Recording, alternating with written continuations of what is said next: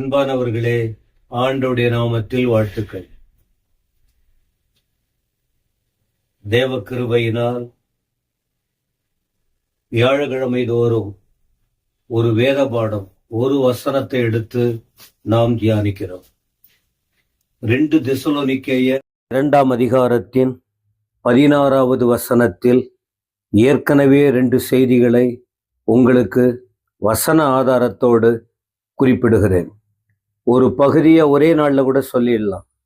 ஏன்னா ஒரு வார்த்தையா உங்களுக்கு கொடுக்கும்போது அதை ஜீரணிக்க முடியும், அசைபோட முடியும், ஏற்றுக்கொள்ள முடியும், சிந்திக்க முடியும், ஆசீர்வதிக்கப்பட முடியும், விடுதலை பெற முடியும், தெளிவை பெற்றுக்கொள்ள முடியும் என்பதினால் இந்த வார்த்தைகளை இப்படி உங்களுக்கு எனக்கு ஆண்டவர் கொடுத்த கிருபையின்படி உங்களுக்கு நான் சொல்லிக் கொண்டிருக்கிறேன். 16ஆம் வசனம்.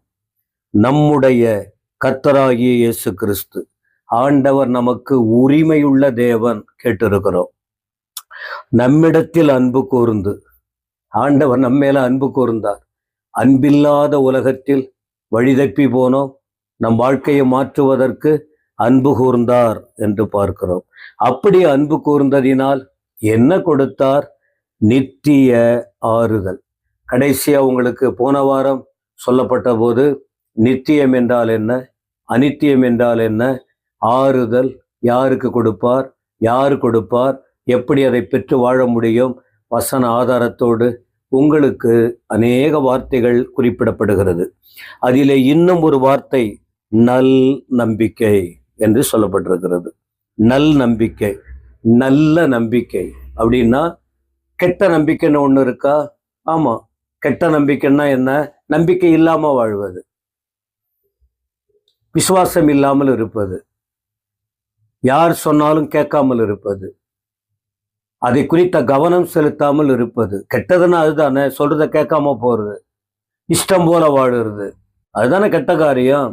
நல்ல காரியம்னு சொன்னால் கேட்பது, சிந்திப்பது, அதன்படி நடக்க முயற்சிப்பது, கீழ்ப்படிவது, தெளிவாக தீர்மானம் எடுப்பது, தனக்கு நல்லவர்களாய் வாழ, மற்றவர்களுக்கும் நல்லவர்களாய் வாழ, நம்மால் ஒருவர் இடரல் அடையாதபடிக்கு நம்மை பார்த்து கற்றுக்கொள்ளக்கூடிய அளவுக்கு நம்முடைய வாழ்க்கையை சரிபடுத்திக் கொள்ளுகிற ஒரு வாழ்க்கை நல்ல அப்படின்னு சொல்லலாம். அப்ப நல்ல நம்பிக்கை அப்படின்னா, நம்பிக்கை என்றால் என்ன? நல்ல நம்பிக்கை, நம்பிக்கை என்றால் என்ன அப்படின்னா, நடக்குமா நடக்காதா என்று புலம்பிக் கொண்டிருப்பதல்ல. நம்பிக்கை என்றால் ஆண்டவர் நமக்கு ஏராளமான வாக்குத்தத்தங்களை கொடுத்திருக்கிறார். ஏராளமான வாக்குத்தத்தம். அந்த வாக்குத்தத்தத்தை உறுதியாய் பிடித்து கொண்டு எனக்கு ஆண்டவர் எல்லாம் செய்வார், எங்களுக்கு எல்லாம் நடக்கும் என்ற ஒரு உறுதியோடு அசைக்கப்படாமல் வாழ்க்கையில் நடப்பதுதான் நம்பிக்கை. இந்த நம்பிக்கைக்கு ஒரு வார்த்தை சொல்றாங்க. கப்பல்ல நங்கூரம் இருக்கும்.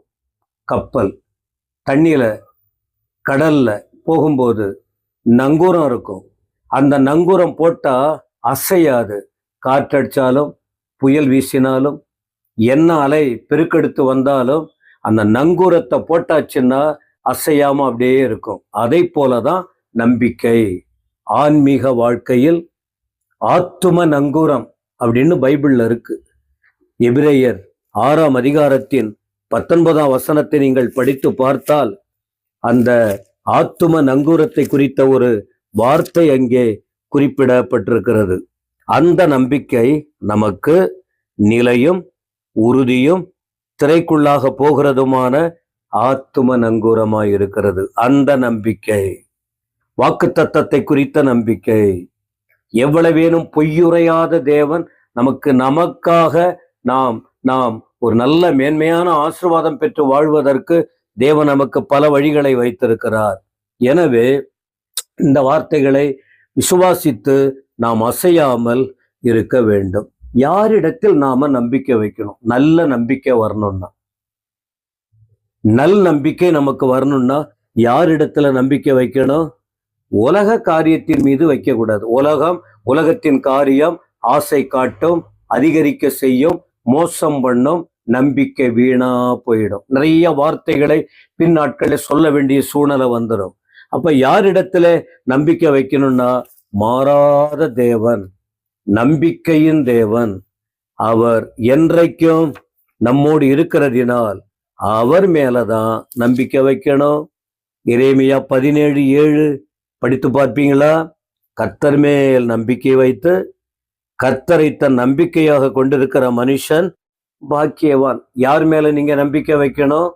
மனுஷங்க மேல. மனுஷன்னா அப்பா அம்மா மேல, புருஷன் மேல, மனைவி மேல, பிள்ளைகள் மேல, நண்பர் மேல, பெரியவங்க மேல, சின்னவங்க மேல மரியாதை கொடுக்கணும். ஆனா முழு நம்பிக்கை அவர்கள் மேல வைக்க கூடாது. 100க்கு 100 நம்பிக்கையை கொண்டு ஆண்டவர் மேல நம்பிக்கை வைத்து மனுஷன் மேல நம்பிக்கை வைக்காம நம்பிக்கை கொண்டு வாழும்போது கண்டிப்பா உங்கள் வாழ்க்கையில் பெரிய காரியங்களை நீங்கள் பெற்றுக்கொள்ள முடியும். 1 தீமோத்தேயு 1ஆம் அதிகாரத்தின் 1 வசனத்துல பவுல் இப்படி சொல்லுகிறார் பாருங்க.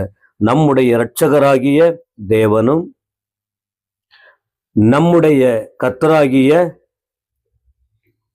இயேசு கிறிஸ்துவும் கட்டளையிட்டபடி இயேசு கிறிஸ்துவின் அப்போஸ்தலனாகிய பவுல் என்ன சொல்றாருன்னா, இரட்சகராகிய தேவனும் நம்முடைய நம்பிக்கையாய் இருக்கிற இயேசு. அப்ப நம்முடைய நம்பிக்கை யாரு? ஆண்டவர் இயேசு தான். பல முறை இயேசு இயேசு இயேசு இயேசுன்னு சொல்லுங்க. என் நம்பிக்கையே ஸ்தோத்திரம், என் நம்பிக்கையான இயேசுவே ஸ்தோத்திரம், என் நம்பிக்கையான ஆண்டவரே ஸ்தோத்திரம் சொல்லி பாருங்க. பவுல் அதை உணர்ந்து அது எப்படி என்னை அப்போஸ்தலனா அழைச்சிருக்காரு அப்படிங்கிற ஒரு வார்த்தையை குறிப்பிடுகிறார். 119ஆம் சங்கீதத்தின் 114ஆம் வசனத்தை நீங்கள் படித்து பார்க்கும்போது அதிலே கூட ஒரு வசனத்தை நீங்கள் பார்க்க முடியும்.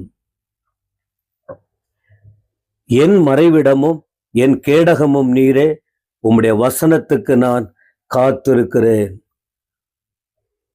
தேவ வசனம், தேவ வசனத்தின் மீது 116 பாருங்க. 116 நான் பிழைத்திருக்கிறது உமது வார்த்தையின்படி, என்னை ஆதரித்தருளும், என் நம்பிக்கை விருதாவாய் போக என்னை வெட்கத்திற்கு உட்படாதேயும். அப்ப எதின் மேல நம்பிக்கை வச்சிருக்கிறாரா தேவ மனுஷன்? தேவனுடைய வாக்கு மேல, வேதத்தின் மேல, ஆண்டுடைய வார்த்தையின் மேல நம்பிக்கை வச்சு வாழும்போது அப்போ வெட்கப்பட்டு போகாம இருக்க முடியும். சரி, நம்பிக்கை வைக்கல, என்னால முடியாது, நீங்க சொல்றதெல்லாம் என்னால நம்ப முடியாது, நான் இஷ்டம் போலதான் வாழுவேன், என்னை யாரும் மாற்ற முடியாது. ஒருவேளை நீங்க சொன்னீங்கன்னா என்ன ஆகும் தெரியுமா? உலகத்தின் மேல நம்பிக்கை வந்தா அவர் அந்த வாழ்வு அதுக்குள்ள போயிடும். ஆத்துமா மரணத்தை சந்திக்க வேண்டிய நிலைமை ஏற்படும். எபேசியர் 2ஆம் அதிகாரத்தின் 12ஆம் வசனத்தை நேரம் இருக்கும்போது நீங்க வாசித்து பாருங்கள்.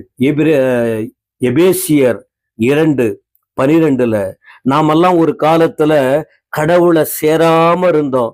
கடவுள் மேல நம்பிக்கை இல்லாம எல்லாம் இழந்து காணப்பட்டோம். இப்படி நம்பிக்கை இழந்தால் என்னாகும் தெரியுமா? மரணம் ஏற்பட்டால் அழுது புலம்ப ஆரம்பிச்சிருவோம். 1 தெசலோனிக்கேயர் 4:13 படித்து பார்த்தால் பவுல் சொல்றாரு, நம்பிக்கையற்றவர்களான மற்றவர்களைப் போல துக்கித்த அறிவில்லாதிருக்க எனக்கு மனதில்லை. அப்போ அவர்களுக்கு வருங்கால உயிர்த்தெழுதலை குறித்த நம்பிக்கை இல்லாமல் போய்விடும். எனவே நம்பிக்கை இல்லாவிட்டால் நம்முடைய ஆத்துமா வீணா போயிடும், உலகம் நம்மளை அமிழ்த்திடும், ஆத்துமா செத்து போயிடும். அப்ப நம்பிக்கையோடு இருந்தால் என்ன நடக்கும்னா, ரோமர் 5:5 படி நீங்கள் வெட்கப்பட்டு போகாமல் இருப்பீர்கள். யோபு 11:18 படி நீங்கள் பாதுகாக்கப்படுவீர்கள். ரோமர் 15:13 படி சமாதானம் உங்கள் வாழ்க்கையில் இருக்கும். எனவே நல்ல நம்பிக்கை, நம்பிக்கையான தேவன், அவர் மீதும் அவருடைய வசனத்தின் மீதும் நம்பிக்கை கொண்டு வாழுங்க.